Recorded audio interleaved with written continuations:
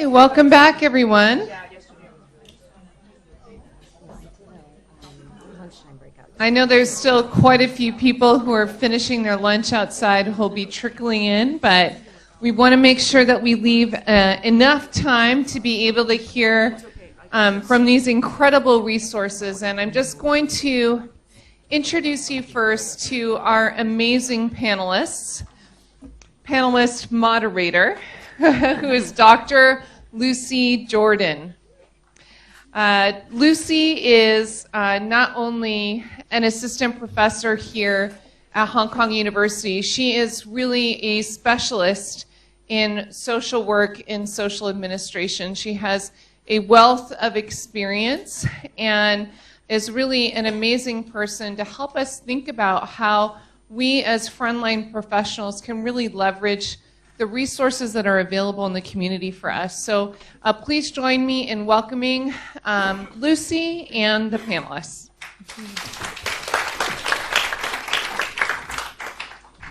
So good afternoon, and please feel free to finish eating your lunch and various things. Don't be shy about it. I always eat in conferences and classrooms.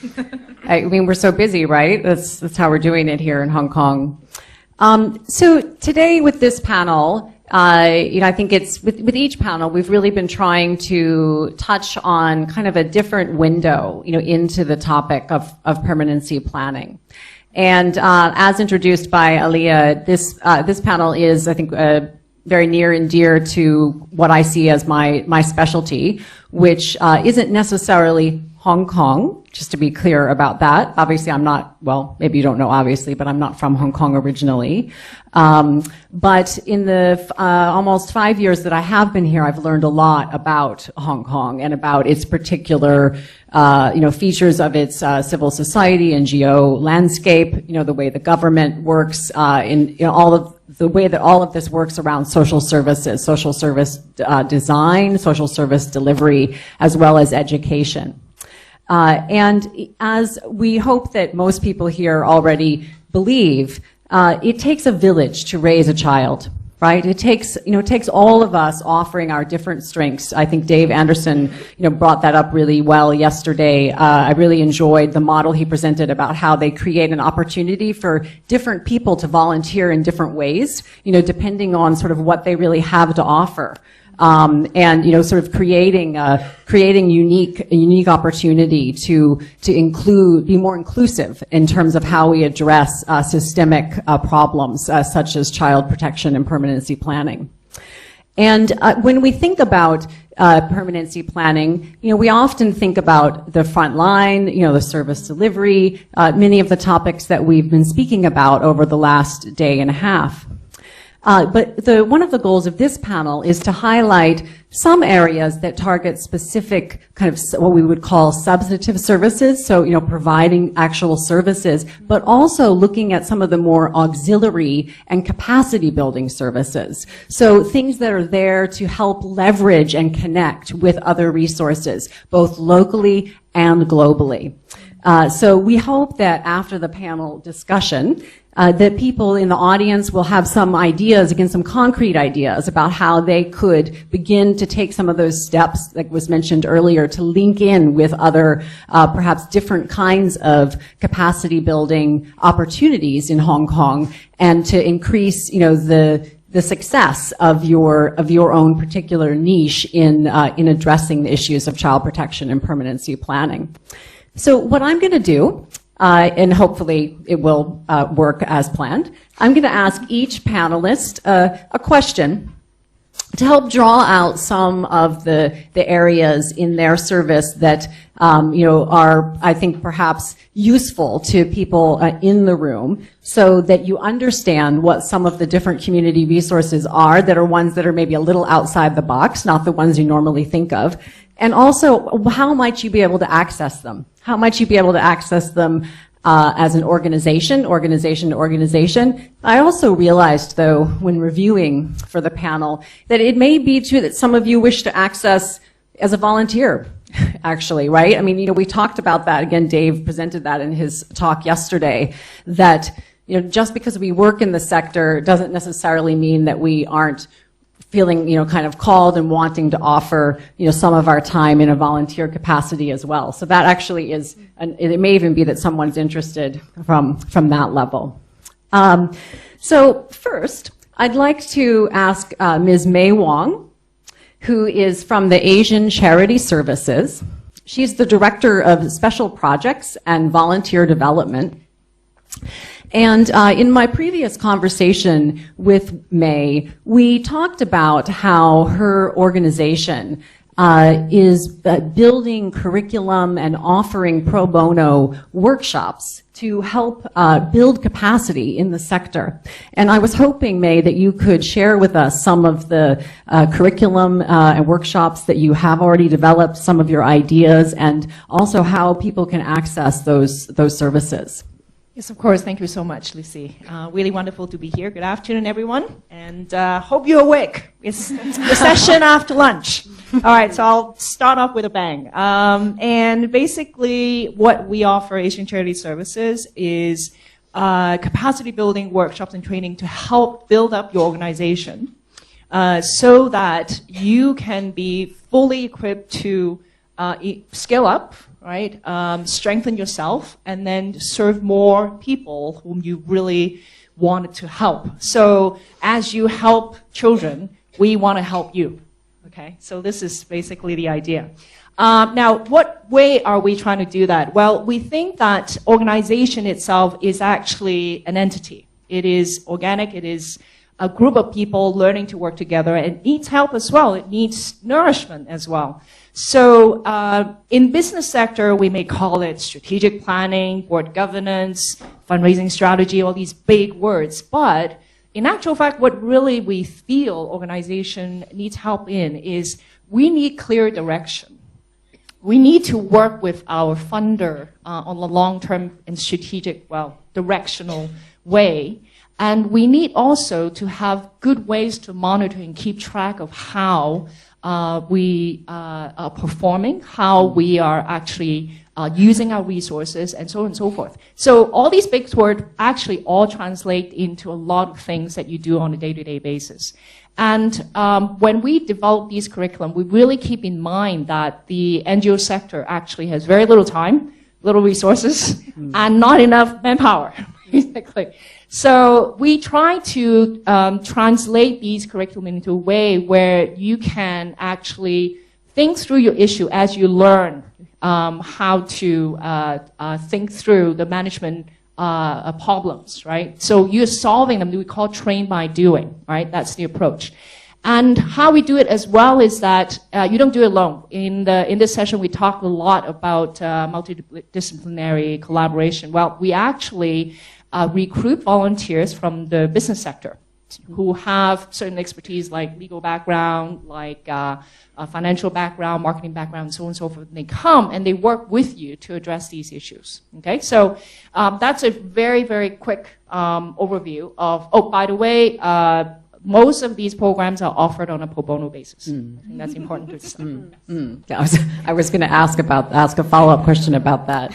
There's just one follow-up question I'd like to ask May, which is I'm wondering if you could speak at all about what you've mentioned about how you all have been developing work to encourage and collaborate with NGOs to rethink ways to incorporate child protection measures into their services in particular. Because obviously many, I think, people here are child protection maybe specialists, but some of you aren't. Some of you work within organizations that have maybe a broader remit. So I was wondering if you could speak a little bit about that. Yes, great. So I'll start layer by layer. Now, go back to setting policies. So for organization, when you're working with children, and it's in the topic of child protection, how you basically, for example, set codes of conducts, right, for your staff, for your volunteers, so that in the way that they treat children, right? It's very clearly communicated and understood. There's no miscommunication there. Now, these things are actually part of board governance work. There's also ways where you need to think through how do you assess your organization's risk, okay? At what point can your organization expose yourself to risk, all right? Could be media, all right? How do you communicate with media? and so on and so forth. And so these are all policy setting work that you need to think through at the board governance level. And then there are also other areas we talk about strategic planning. Dr. Judy actually went into that a little bit in the sense that, do you know your strength? And can you leverage your strength to address your needs in a really astute and a smart way, in a wise way? That's strategic planning. And thinking through what is the right solution, right, for your children. And that need to be a broad-based planning exercise that has to happen. And also fundraising.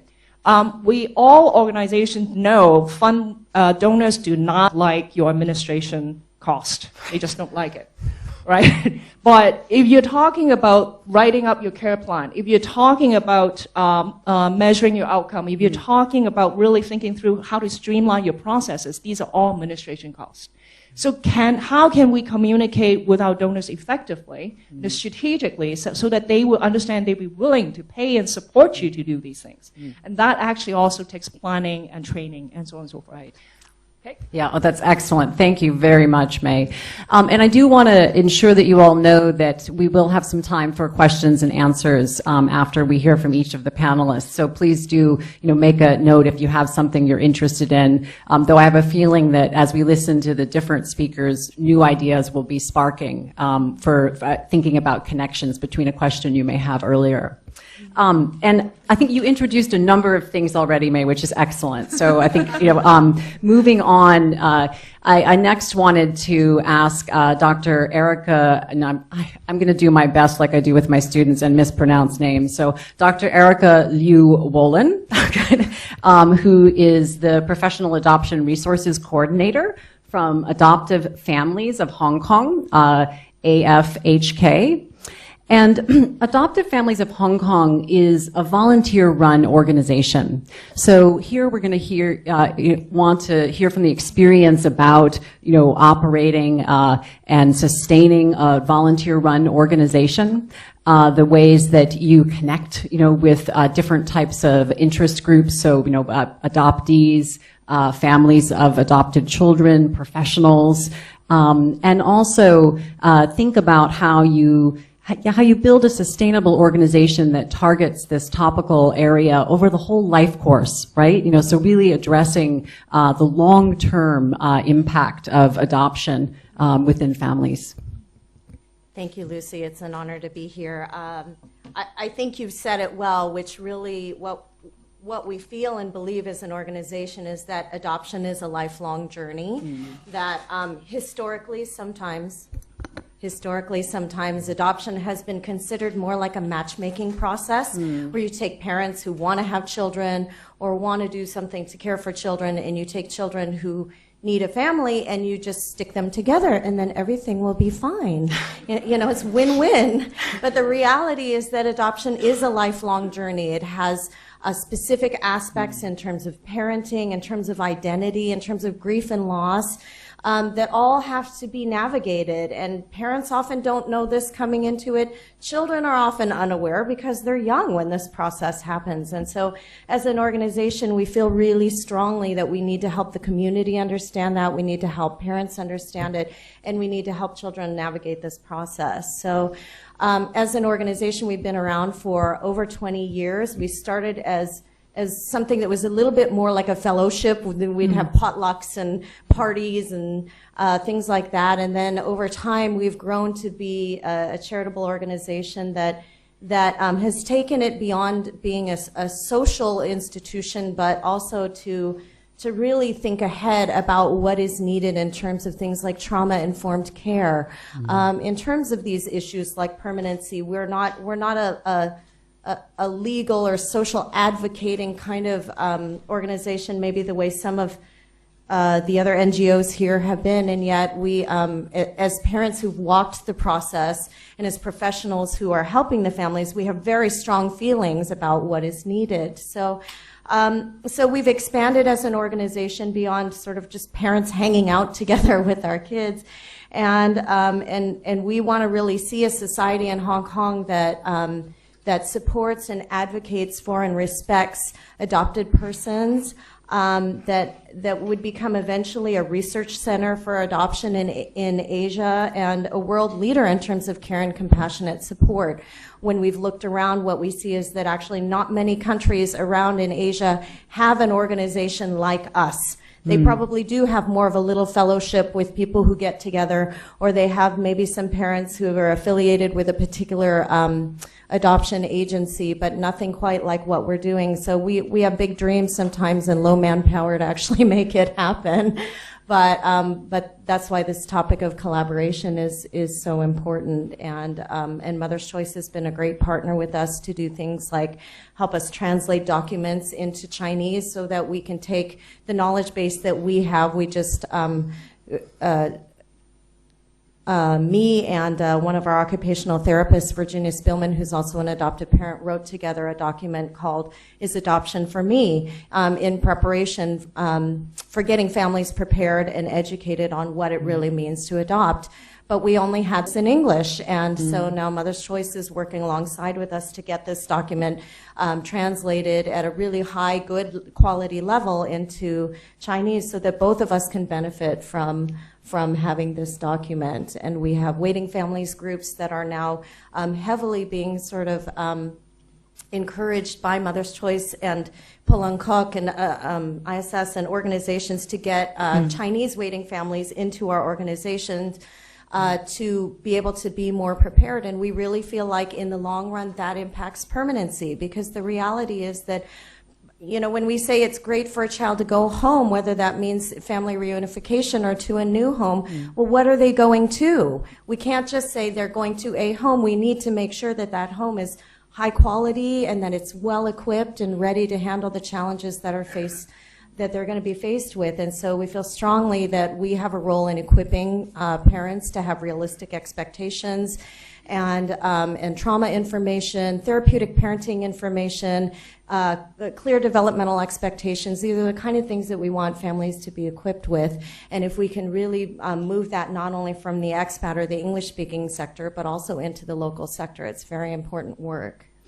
So, Dr. Erica, thank you very much. It's really great to hear more about adoptive families. And I'm wondering, how do people access your services? You know, so, I mean, do you all get referrals from, you know, from other organizations? Can families themselves, you know, sort of contact you? What's the access? We have a website, which is one of the easiest ways to contact us, which is www.afhk.org.hk. You'll find a number of different resources on there. So if you Google us, you'll find us easily. We have a Facebook page as well.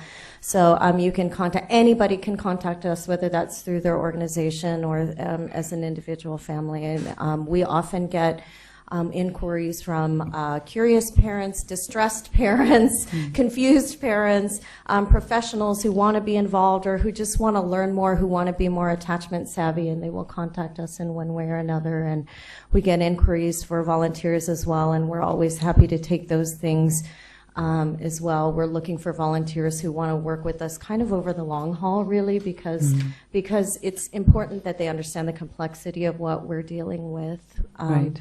So we're certainly happy to connect with anybody who wants to. Thank you. Thanks, Dr. Erica. Next, I'm going to turn to the representative from Hands On Hong Kong, which is Ms. Alyssa Tung, I think. Am I calling you doctor inadvertently, Alyssa? Maybe it's something to coming down the future. So I wanted to turn to Hands On next because they're an organization that I think offers a really fantastic example of leveraging, so kind of serving a function in between, which is connecting volunteers with volunteer need. So if you could tell us some, Alyssa, about what Hands On does and maybe give an example or two, and also certainly how people get involved and can access what Hands On offers, it would be wonderful. Thank you, Lucy, and thanks for Mother's Choice and Hong Kong University invited us to be here today.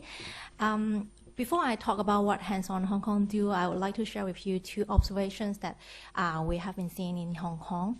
One is on NGO side. when we work with NGOs, especially is medium and small grassroots size, we find that they have a really limited time, limited resources, and limited manpower. There's a lot of things that they're doing is really great, but they need more like volunteer support to make it happen. But because like the limited resources, it's really become a burden if they need to manage a volunteer team and need to train them. Then that's why like they kind of hinder themselves to develop program or to provide more service to the beneficiary that they're serving. And then the other side is for the public. We find there's a group of very good people, professionals, or from any other sector that they really want to give back to the community, but they are very reluctant because in Hong Kong it's a very busy place. They can't commit it with their time. So they're being very responsible. They don't want to contact NGOs, but they won't be able to commit for long term. So they kind of draw back. And then, so we miss this group of people who can actually help us. The second thing is if people who like to help, but not just on one sector. Like, for example, I like to help children and youth for refugees in homework class tutoring. Or at the same time, I also want to help people with disability. Then I will need to contact quite a few schools or quite a few NGOs that will make the process become more complicated. And then it's also another way to hinder them to do work.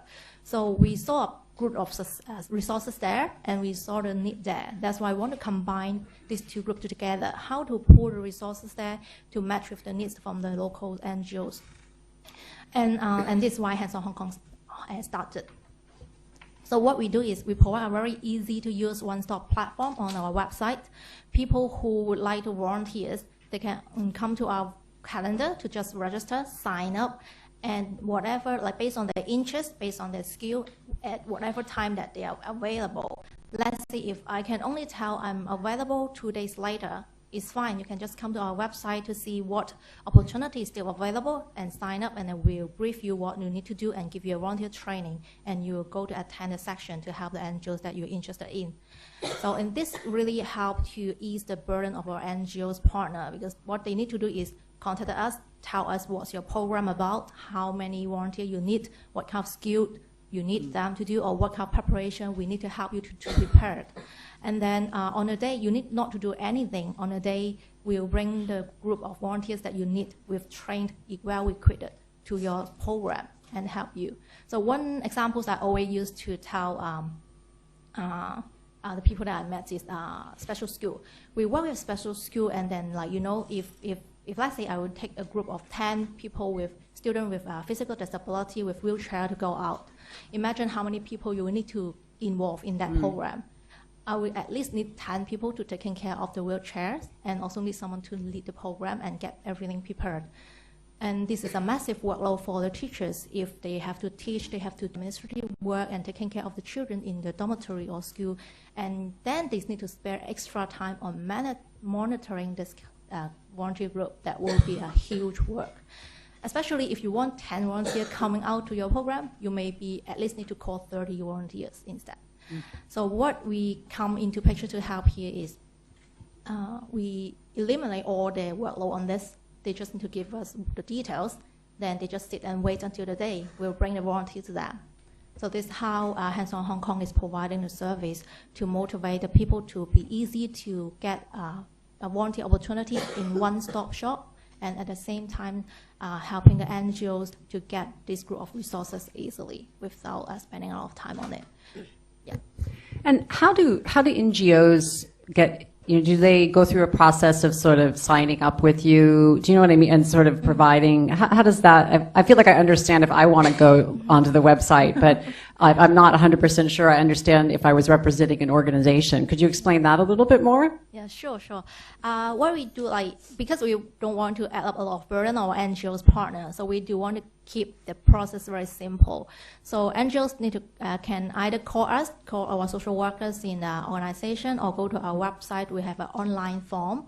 So you can go there to fill in your information, like your organization name, mission, or your Section 80X number. So we need to make sure you are registered NGOs in order to be served. And then just fill in the requirement you need for that particular program. If you're a new NGOs, we'll go through a simple assessment. We will go to your NGO center to have a site visit to make sure what you need and what kind of thing we can help. Because sometimes we find it's really important for us to meet with the person like in the center, because by observing the situation, by knowing more about the things they're doing and ongoing each day, we can not just listen to their need, but at the same time inspire them how to make use of our capacity. Like sometimes they come to us saying that like, I have this program, I just want to want to have few volunteers to this, but actually we can share our experience with them to inspire them to make this become another creative way to make use of the volunteers and the partnership. So back to the application. So after the site visit and then after the review internally by our social workers, then we'll contact them and then authorize them to be our Angels partner. When it's authorized, then it will be permanent. We may do any review through survey or anything to see what kind of need they need, changes, updates, or etc. But basically, once you're our Angels partner, then you can always load in your request on the volunteers or resources, then we'll try to match you, and we'll always give you cold call, a close follow-up call, and also services if you need it. Mm-hmm. So one of the things that, I'm so glad I asked that follow-up question, because one of the things I heard you mention, which really opened up a bit to me the view of what the organization does, is that you mentioned you have social workers on staff, actually, right? So it's kind of, because what that said to me was like, you aren't just serving a matching function, right? You're actually serving a function of, trying to provide sort of supportive services, in the field of social welfare and social service, by having professional social workers, kind of do the sort of site inspections and assessments and really trying to help match need. Not just sort of, it's not just a matchmaking, opportunity, but something that's really trying to help build capacity and more long-term, better outcomes for the organizations, and sharing the knowledge that you have as this hub, that really kind of understands volunteer, kind of workforce and organizational needs and different sort of success and probably challenges that you've encountered that you can use, to help improve the services in the community. Yes, exactly. Like the core value of hands-on is not just about matching. Like any platform can do matchings. The value we are having is really having our social worker there to be really able to tell the social issue, to address it, and then get close relationship with our angel partners. Because we don't want to create community needs. We want to fulfill and solve the needs. So what we're trying to do is really get to know what happened, what difficulty you're having, and what resources we can have to match with. Although just now I just mentioned about the calendar and also our individuals, volunteers, we also work with corporate partner and bring in resources to help them. Like for example, we have some NGOs don't dare to think about program because they think that I don't have resources. I don't dare to think about plan about the program that to help our children. And with partnering with us and then sharing with us their wish list, as long as we have any corporate partner come to us asking for service in related field, we can actually match them together, coach them, and then line them up together. And we'll help with all the management, organization, with the corporate, because sometimes it's really a difficulty for the NGOs to speak with corporate. They're not really quite sharing the same language in some sense. So we're being the middle person to help them to manage their corporate expectation, at the same time also like to help the NGOs, how to share the NGOs need to let them know, so that by collective work from corporate individuals and then NGOs, they can come together to better use the resources regarding on materials resources or manpower resources, and make something that they don't dare to happen and benefit their beneficiaries. Thank you very much, Alyssa. And again, once again, it's a wonderful transition to our representative from Goldman Sachs. So Alyssa mentioned, connecting with corporate sponsors and, thinking about fundraising. And we have here Ms. Yuna Kong, who is the Executive Director of Corporate Engagement and Philanthropy from Goldman Sachs. And I'm really looking forward to, hearing how you can, share with us and open up a window a bit for those people who aren't familiar, perhaps, with, sort of the corporate engagement in philanthropic services. What kind of what kinds of leveraging do you promote and encourage? And, how do you try to bring and match skills that are unique and very valuable, right, for small NGOs and larger NGOs that are trying to scale up services? Sure. Hi. Thank you. So I think for most of you, when you think about a corporate, especially a global financial services firm, you're probably thinking, donor, sponsor. They could sponsor our gala. But I'd like to ask you to think more broadly. And I'll share just a quick example. So we have been a longtime partner of Mother's Choice. So we've partnered with them on our volunteer initiatives as well as a corporate donor. And in 2013, we received a request from our internal training team, Pine Street, and they were going to lead a managing director leadership program. And they were looking to do something innovative and new. They wanted to partner with an NGO. And of course, we reached out to ACS, Mei Wong and her team, and said, do you know of any organizations that might benefit from our skills? And they recommended Mother's Choice. In the meantime, we had been partnering with Mother's Choice since my records reflect as far back as 2004 in volunteer programs, but primarily it had been on excursion projects, manual projects, painting walls, taking kids out to the park, or even taking the caregivers on excursion outings, and I'm sure that was also very important. But having this opportunity, we took a step back. And I think we were in a bit of a rut. I think we were used to doing these excursion projects that were easy to conduct.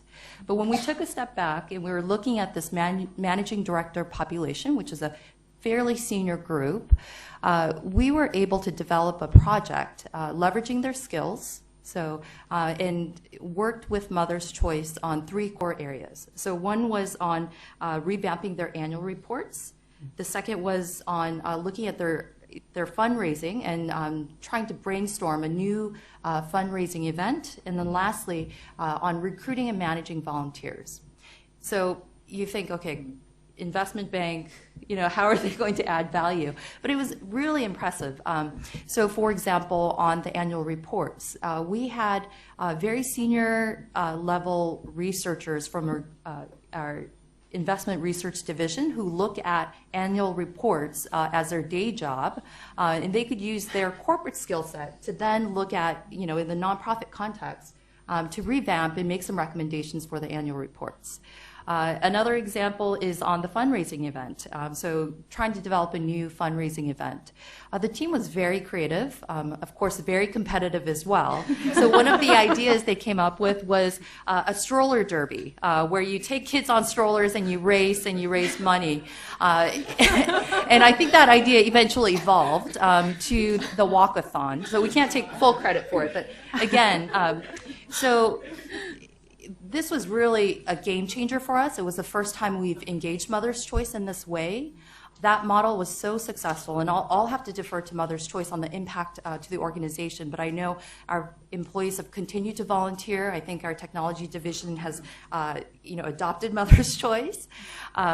People continue to give. And of course, when we have an internal fundraiser or an event, Mother's Choice is front of mind because there are a number of champions within the organization who are aware of the great work that they're doing. But beyond just that one project, we've now used that model to engage other organizations, other nonprofits. We've incorporated it into our leadership training programs at more junior levels. So for example, last year we had a team of junior bankers who worked with a nonprofit here in Hong Kong on a sustainability strategy. So they used their skill sets that they used in investment banking. They created a financial model for how the organization can be sustainable as they develop a new center in Kowloon. So these are just a couple of examples. Yeah, no, it's really, really interesting. Thank you very much for sharing about that. And I mean, I was really particularly struck by the last part when you mentioned about how you as an organization have taken that learning and scaled it further up, right? So I mean, we were talking about leveraging right? Kind of more almost, we could even say on the grassroots level. But then what we're talking about is, the way that impact is then spreading, more broadly. I mean, and just, how exciting is that, right? In terms of thinking about what you can actually accomplish in terms of leveraging resources. So, not just, again, the typical resources, but also kind of the resources of creativity, and generativity, which is so much, I think, of what is needed when you're dealing with systemic, problems, what we sometimes call in academic world wicked problems is what we refer to them as, which basically are problems that there's so many challenges associated with them, kind of deeply embedded in a number of different challenging, kind of constricting structures. I think that that when you if you try to fix one piece, sometimes a number of other problems come into view, right? Because of sort of patchwork, different types of things, and you can't kind of throw the whole thing out, right? Because sometimes we want to do that, but that may create risk, and so really needing to have these broad interventions. I think I have to go next to Thomson Reuters since we have another corporate representative on the panel, and we have Mr. Spencer Wong here, who is the legal program manager for East Asia with Thomson Reuters. And I think many of you all probably have some view of Thomson Reuters. I know immediately I thought kind of global news information leader. That's sort of what popped into my head when I thought about them. Of course, they also have a lot of influence in legal services as well. And there's so many things that I think they are involved in and do. I mean, similar, again, to what Goldman Sachs was speaking about. One of the things in particular I was hoping you could unpack a little more for us, Spencer, is talking about how you use that global news information leadership, to help communicate messages, right? Communicate messages and also maybe help build capacity in communicating messages as well for NGOs. Sure. Thanks, Lucy. So as Lucy mentioned, we're kind of like a diverse group of corporate employees within the company. So we have lawyers, we have financial analysts, and we have journalists as well. And so what our foundation is doing is to provide free services to NGOs and social enterprises around the world to get things done for you. So we have capacity building program as well, but we think that getting things done for you is sometimes more effective, especially for grassroots organizations who might only have 2 to 3 persons for the entire organization.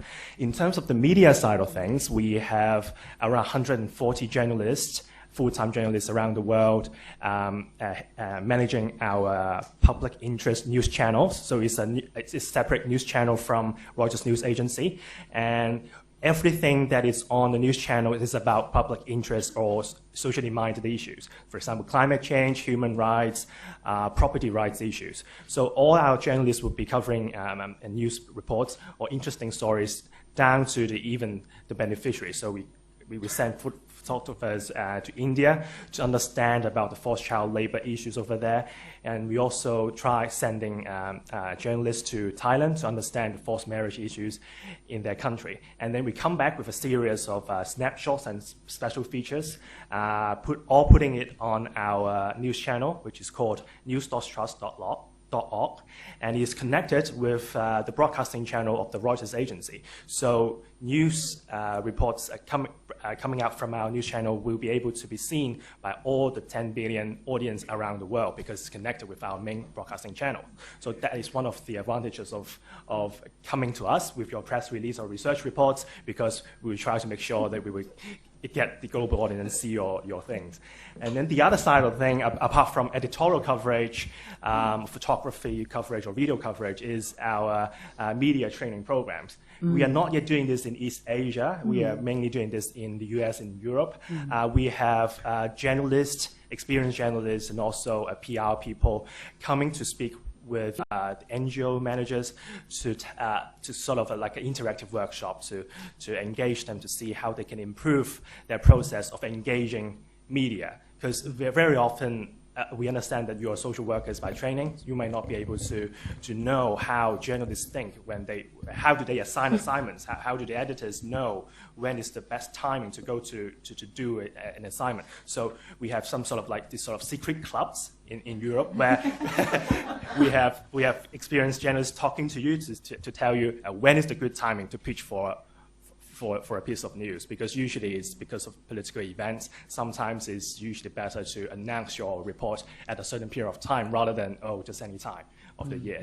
So that's another service that we provide in Europe, and in United States. We are piloting this idea also in mainland China. Hopefully this year or early next year, we can also pilot the same in Hong Kong. If you're interested in doing this, let us know so that we know where to partner for Hong Kong. So that's the media side. Yeah, well, that's very interesting, Spencer. Yeah, I want to ask you a few follow-up questions, actually, just because it's true. You all have such a wide range, of things. And so you mentioned the training piece at the end, but you also mentioned how you can get powerful messages out there about, you said, so perhaps research, and you do conduct strategic legal research for NGOs, don't you? That's one area that you mentioned. Could you tell us a little bit about that and how NGOs have perhaps successfully used that to leverage resources? No problem. That's the program. It's called Trust Law. It is a matchmaking is more like an Uber. So rather than an Uber for drivers, it's an Uber for free legal services, basically. And so everything is online, although it's not yet a mobile application. It's an online platform where charities can just, for all your ad hoc legal needs, just put it on our online platform, and then we will connect you with a law firm or an in-house legal teams to do the legal services for you. Our matching service and the services of the law firms will be completely free. So it would be a very useful tool for you if you don't want to do it yourself. You want someone to do it for you. Yeah, feel free to use the service.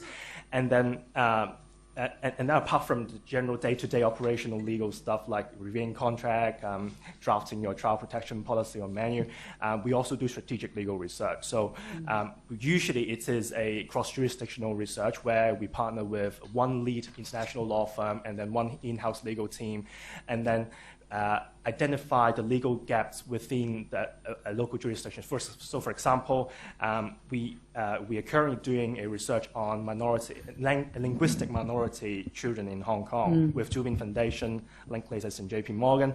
And one of the things that we are doing is to identify the international conventions that are applicable to Hong Kong. And apparently, Hong Kong is not a signatory to the UNESCO Convention Against Discrimination in Education yet, although mainland China and Macau is a party.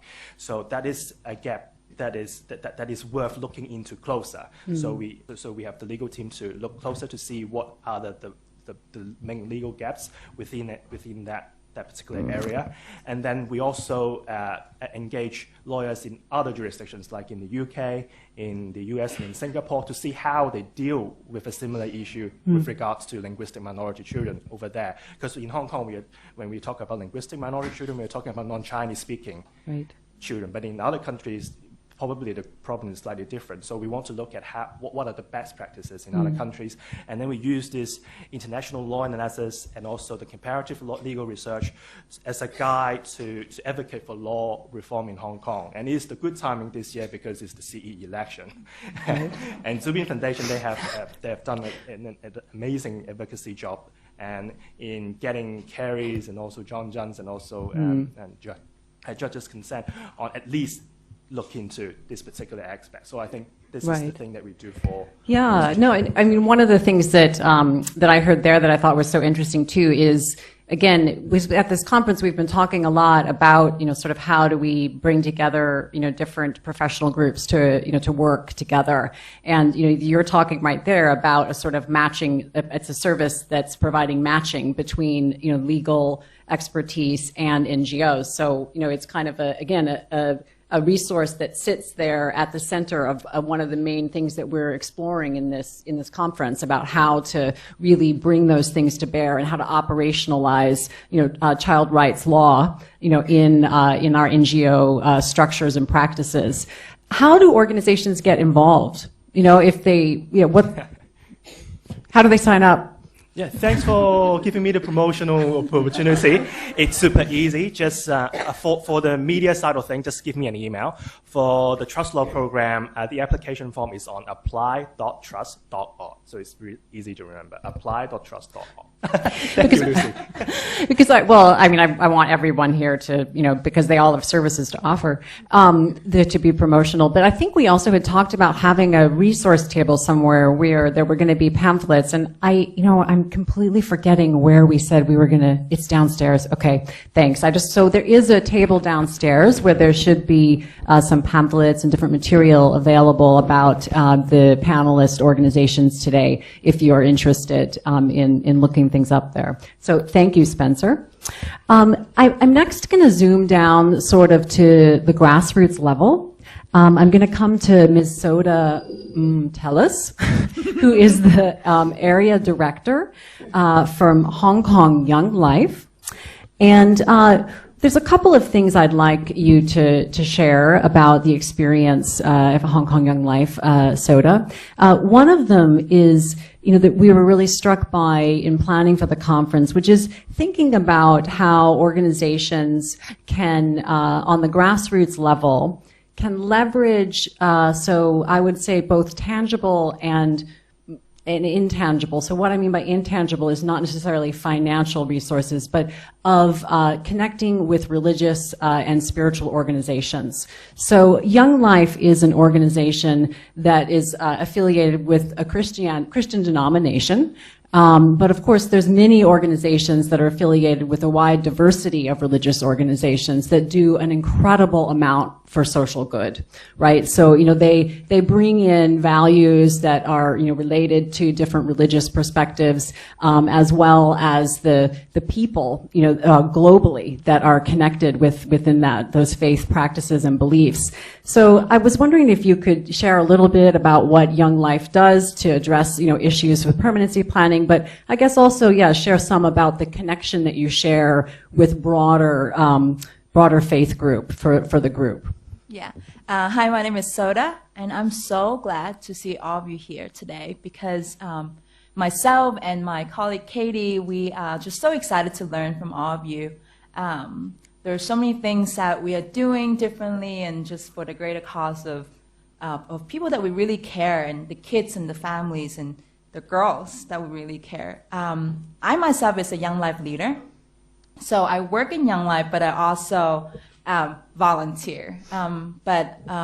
My volunteering is very committed, and that's just like all of our Young Life leader and Young Life mentor, as you would say, that we are committed to the life of adolescents and their kids.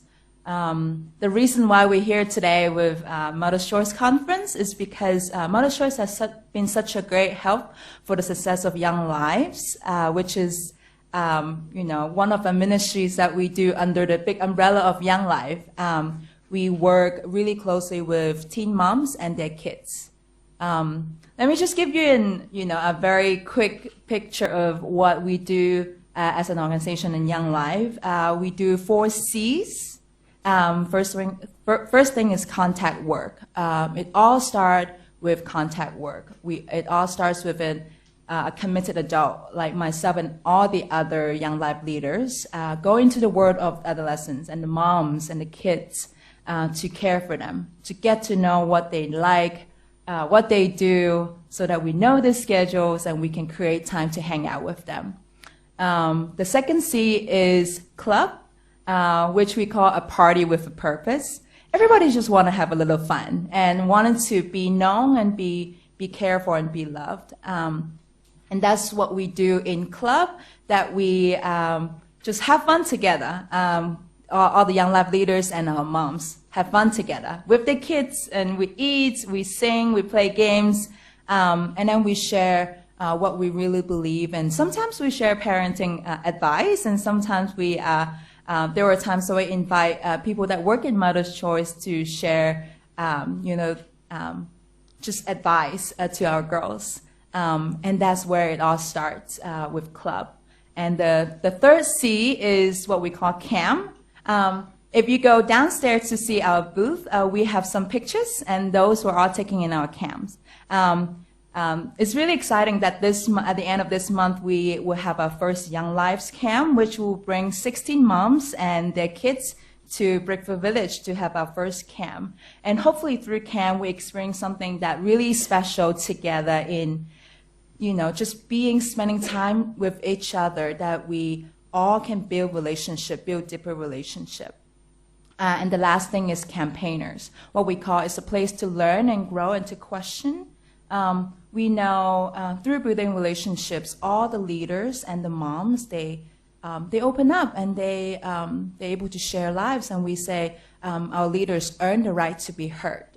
We earn the rights through spending time together, through building relationship, through authentic friendship, that we really are able to speak truth in their lives. And just like you get to know a friend, and by the goal that hopefully lives can be changed. And even though things are not what we expected, they are able to experience the love of Christ. And this is, really our hearts. And just like, me and other Young Life leaders, we are just part of this greater mission. And we'll say in Hong Kong, there are lots of different organizations that are working with moms or adolescents that, provide different needs and amazing resources. But Young Life as an organization that mobilized the faith-based community in Hong Kong, that we're able to hopefully share just something a little different, especially in their faith, and introduce the girls and the kids to the Jesus. And so that's the main work that we do. Thank you so much, Soda. Yeah, I think, what you mentioned there at the end too about mobilizing the faith-based community, right? Again, Hong Kong, as many of you know, has an incredible history of commitment and service with faith-based community, with faith-based organizations and communities, right? A lot of our major social service providers are linked with faith communities, and that it is, there's just a long history here. And again, both Christian, strong, very, very strong, but also there are, Buddhist faith-based organizations that do an incredible amount of service and philanthropic work, as well here. So a real wide spectrum. And, it's a community that there are people and there are financial resources, that are almost waiting to be connected and, and attached, to help address issues, such as, permanency planning, and, can really, I think, bring a unique perspective and energy to some of these challenges. Yeah. So, last but certainly not least, we have, and I hate to say, I didn't write down your name because I just met you today. But our representative from Crossroads, I was so excited actually about this because as an educator, I take students every year to Crossroads in my introductory course to social development. And most of these students are first-year university students, and it's a course on development and social policy. And we introduce them to a lot of issues to do with poverty, social justice. And for some of them, it's the first time they've ever thought about some of these issues. They're quite, privileged elite Hong Kong young people. And so we go to your experiential learning experience. But I am a bit ashamed to say that I actually didn't know much about your larger mission and organizational services. And Crossroads has selected a name to signify what your mission is, which is trying to bring together those in need with those who can help. And so I was hoping that you could help to explain to us here some of the ways that you sit at that crossroads and what you offer to community organizations and individuals in the community who want to get involved. Cool. Thanks so much, Lucy. Yeah, my name's Emily. I'm from Crossroads. And what I love about the premise of this conversation is that it takes a village, right? And one of the things we've been asking ourselves at Crossroads is, what does it mean to be a good neighbor? And a lot of people know that we receive goods from all around Hong Kong, and we send them to over 90 countries around the world.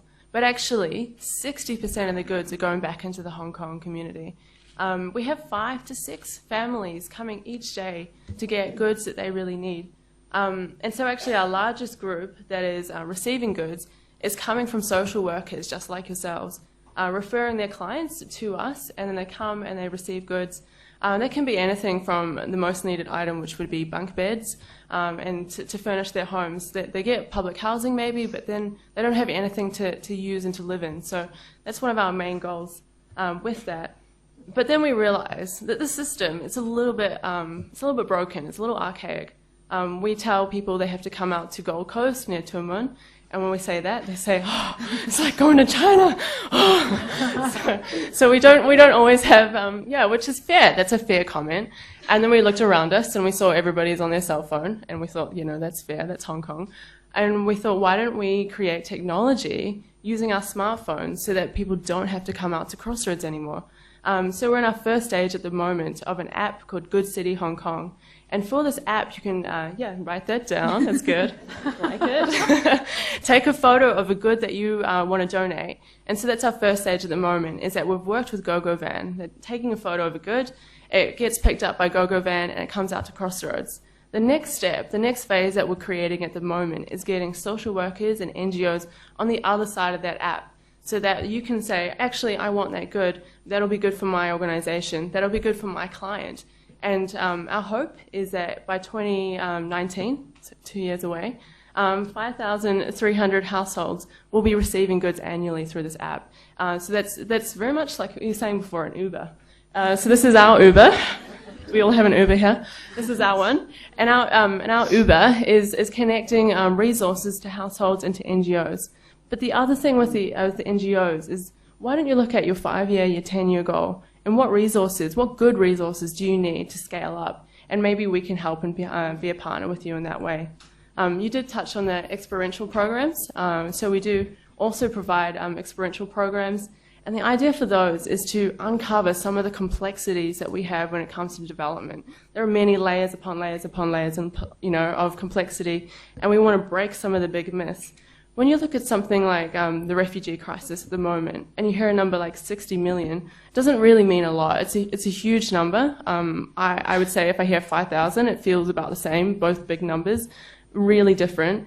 And when you do some of these simulations, you understand that actually it's not about numbers, but it's about real people. And you get down to the human level of what it's like.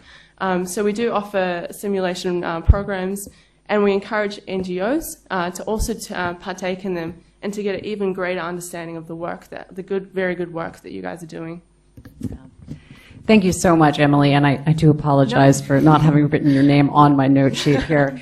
But again, I mean, I'm so struck by the wealth, the wealth of resources that have just been mentioned. And I know too that this is really, I would say, this is the tip, I think, of the iceberg here in Hong Kong. I mean, these are some very, I think, important, and critical organizations that are leveraging amazing resources, but I'm sure there are others as well, out there, and, really hope that this is an area that we can focus more on, I think, bringing into the limelight, again, about when we talk about we don't have enough, right? We don't have enough time, we don't have enough money, we don't have enough skill, to achieve things. I think right here, we've already heard about many, many things that can alleviate those challenges that many of us face on a day-to-day basis, when we're out there in the front line. I want to take the last 10 minutes to allow either the panelists themselves to mention something that they have thought of while we were talking, hearing other people ask a question, or the audience as well. It could be practical, it could be more, kind of abstract. It's really, up to you. Is there a question up? Yes, great. Can somebody head up there to a microphone? Thanks. Someone's coming.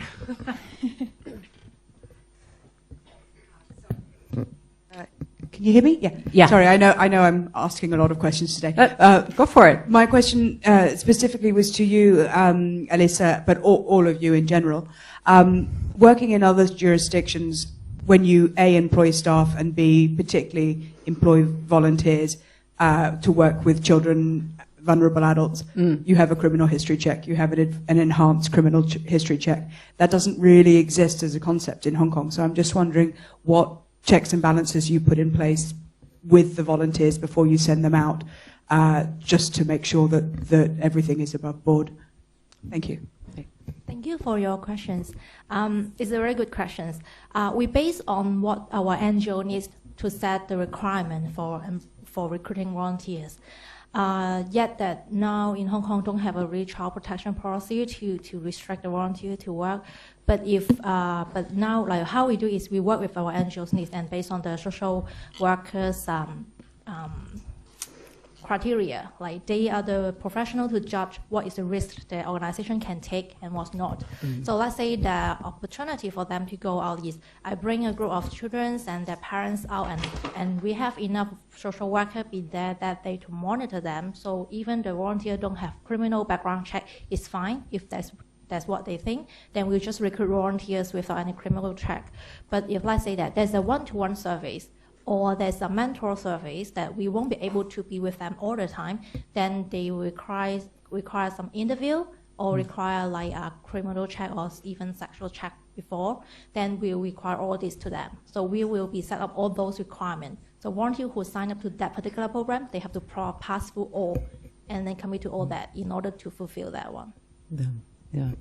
Thank you. I think it's an excellent question, right? I mean, I think which gets some to the heart of, I think the awareness that I think is being raised here at this conference about, some of the areas really we probably could stand to see, some attention and improvement in terms of ensuring, the safety and well-being of children. Though it also strikes me, and so I need to put it out there, right? The awareness that we all have, which is that the government plays an important role in regulating and ensuring standards and safety, and I'm certainly a firm believer in that. But of course, the flip side is true, right? That which we know, which is when we get too much, it becomes a hindrance, right? That's Dave was talking about that yesterday when he was sharing about his experience working in the sector in the U.S. And so again, it's this idea about striking the balance about getting the essential regulations and protections in there, learning from the experiences of other places, while also, creating a nimble enough structure, that it doesn't become an impediment to, to actually getting, children in safe and loving families. Yeah. Yes, please, May. Yes, thank you for this question. And we're actually working through a new program called the Journey Map program. And since you're thinking through, well, how do you actually think through all the specific critical steps, right, that you need to monitor or maybe train staff and volunteers at the right time, we're developing this tool. Well, this tool, Journey Map, is actually taken from the business sector. They use that to improve their customer service, right? And you think through every step from the user perspective. So when you adapt it for the NGO setting, it will be like, what does a child go through? Right, as an organization, serve them. And then as you break down each step, then you ask who are the people who will be interacting with them? What does it take to enable that service to happen? And then you can put in these critical checkpoints. So this is a tool that well, you can come and talk to me afterwards. I can maybe explain to you how we can help you. Okay. One of the things I think is great about that, I love taking my liberty as moderator, but is how you ask the question of Alyssa about hands-on, right? But then May actually steps in as well to say, I can help organizations to put in place the processes to help ensure that they, can manage their risk the best way for them, for the size of their organization, the mission, the focus. So again, it's talking about how to leverage this group right here, to help build capacity in the sector, which I think is it's fantastic, to see it actually happening right here. We have time for a few more questions. If we see some hands, because then we could decide if we get one or if we get more than one, and then have a final response.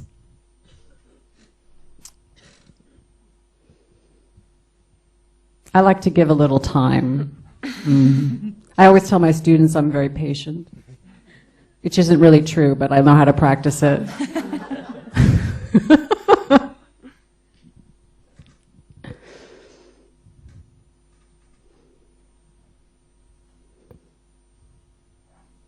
Nothing?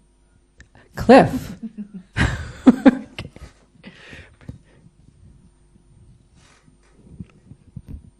This is actually sort of I suppose, inviting another plug. But I have a kind of particular case in mind, and I'm wanting to ask Spencer Wang, can you give us a sense of like the range of and types of legal issues that your legal team, I didn't get enough caffeine, I guess, helps NGOs with? First of all, the Trust Law program cannot help with contentious legal matters. So as long as involve a legal dispute, we can't help you sue people. Yeah, because it's an Uber. So if you are saying on Uber that you're gonna sue somebody, it's gonna be a huge mess. So we don't connect people suing people. So what's left behind is really the transactional, non-contentious legal matters that is relevant to the organization on a day-to-day basis, on an operational basis. So for example, one of the most common type of requests is a structuring advice. So a US 501c organization want to set up a charity in China. What do they need to do, especially because of the new charity law in China and also the overseas angel management law. So this is one of the most common sort of type of requests, structuring advice. And then the other types is employment and IP matter. So how are you going to make sure that you have the appropriate employment contracts, employment handbook within the organization, and also for IP, because some of the bigger organizations, these are usually from the bigger organization or from social enterprises. So like Oxfam, you know the Chinese name is Lok Siwu. So in China, people are super creative. So you have C-Lok, we are Lok Siwu, CC-Lok. So it's actually just mixing all the different sort of words for them. So they came to us, and because we can't sue the infringers for them, so we developed an IP infringement framework for them to regularly monitor this sort of IP infringements in China. And then if they want to sue somebody, they will need to seek assistance somewhere. And for social enterprises, like in India, there's a social enterprise called Bamboo Health, where they have developed a mobile device where they can track the baby's heart rate and also the oxygen level of the blood. And then because usually some of the rare disease would be displayed because from those types of things. So these are IP things that and the legal teams help them register the patent on PCT at international level. So these are the things that would be most common, and then some other things are less common, would be like a strategic legal research because it takes time. So usually like half a year or 1 year to do. Legal research. Strategic legal research, like a human rights legal research, a comparative one. Yeah. Okay, I'm going to cut us just because I want to keep to time. But first, can we just put our hands together for the amazing panelists? And I'll pass back to you, Aaliyah. Thank you so much, Dr. Lucy Jordan. Can you hear me? Okay. Thank you so much, Lucy, and thank you so much to the panelists. Because we know that after lunch is always the toughest time, we're going to take a very short break, 15-minute break, so you can drink some coffee. But then I really hope that you come back, because our final session is the most inspirational session. And it's where we have people whose lives have been touched by people working on the front line in the law, in medical professions, in education, in social work, and in government. People whose lives have been changed because of the resources that you offered from the community. We have stories that will touch your heart forever, from birth parents, adoptive parents, foster parents, and children, as well as stories of real hope of how you can move forward to permanency even when our system isn't fixed yet. There's things that we can do now. So please come back with your heart open and ready to be inspired, because I promise if you come back, you will leave here full of hope and also full of coffee. So go on and get your coffee. We'll meet back here at 3:15.